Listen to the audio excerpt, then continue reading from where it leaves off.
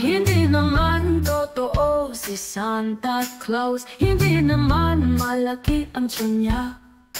Sabi kasi ni lolo ko, malaki daw ang tiyan ni Santa Claus. Pero nakita ko si Santa na nagbibihis sa kwarto namin. Akala ko kung sino kasi di ko siya kilala, dahil may balbas na puting-puti, pero sa tingin ko ay peke. Nakita ko ang tiyan niya, nilagyan niya ng unang para lumaki. Kaya pala ganon ang tiyan ni Santa Claus ay dahil sa unang sa kanya tinalian para di mahulog. Nagsuot din siya ng damit na kulay pula, sa tingin ko ay damit ni nanay yun kasi magkahawig talaga.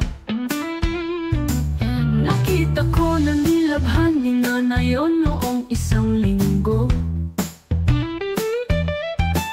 Pero biglang nahulog ang balbas ni Santa Claus, ay naku po, si tatay ko pala yun. Ngumiti si tatay nang makita niya ako, natawa nga ako dahil ang pustiso niya nahulog kasabay ng balbas.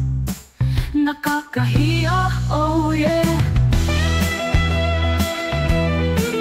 Kaya ngayon hindi na ako naniniwala na totoo si Santa Claus, kasi si tatay lang pala.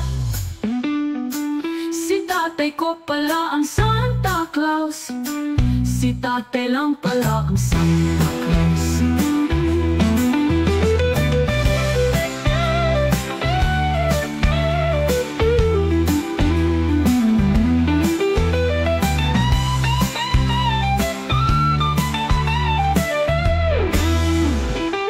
Pero sa tingin ko ay peke.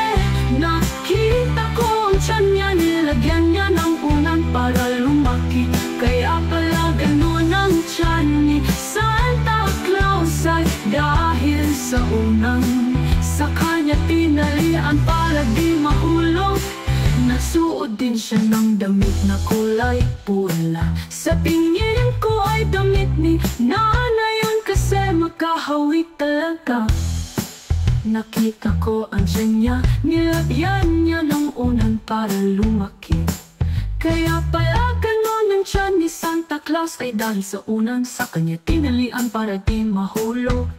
Nagsuot din siya ng damit na kulay pula, sa tingin ko ay damit ni nanay yun kasi magkahawig talaga. Nakita ko na nilabhan ni nanay yun noong isang linggo.